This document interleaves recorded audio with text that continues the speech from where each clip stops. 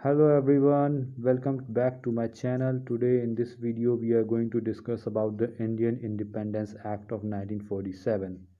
On February 20, 1947, the British Prime Minister Clement Attlee declared that the British rule in India would end by June 30, 1948, after which the power would be transferred to responsible Indian hands, and this announcement was followed by the agitation by the Muslim League demanding partition of the country.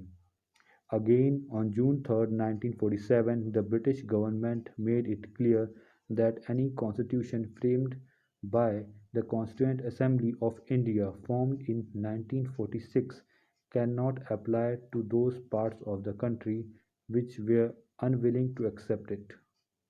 On the same day, June 3, 1947, Lord Mountbatten, the Viceroy of India, put forth the partition plan, known as the Mountbatten Plan. The plan was accepted by the Congress and the Muslim League. Immediate effect was given to the plan by enacting the Indian Independence Act 1947.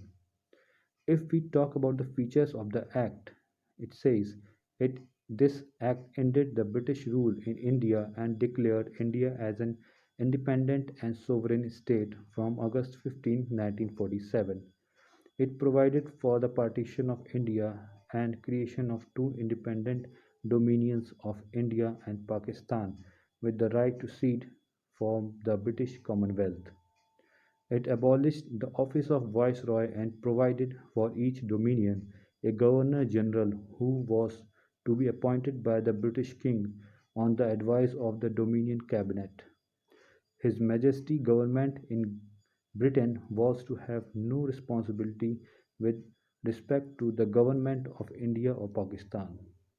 It empowered the Constituent Assembly of the two dominions to frame and adopt any constitution for their respective nations and to repeal any act of the British Parliament, including the Independence Act itself.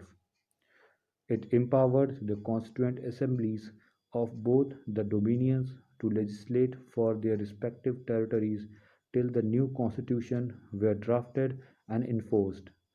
No act of the British Parliament passed after August 15, 1947 was to extend to either of the new dominions, unless it was extended thereto by a law of the legislature of the dominion.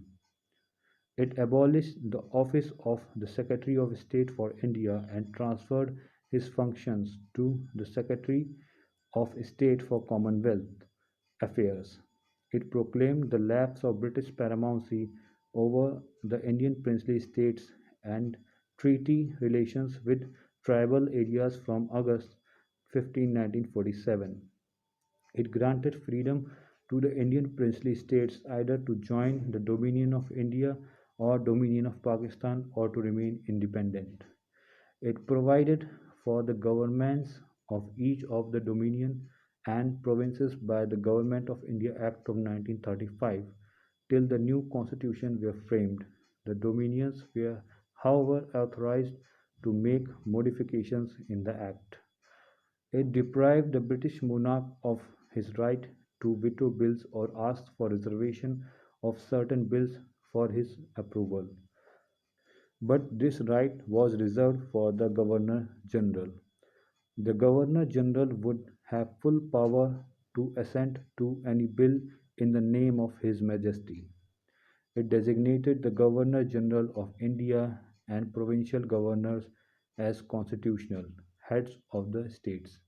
They were made to act on the advice of the respective council of ministers in all matters.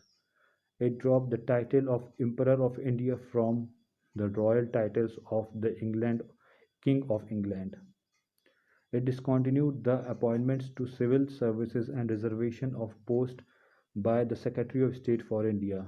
The members of the civil services were appointed before August 15, 1947 would continue to enjoy all benefits that were entitled to till that time.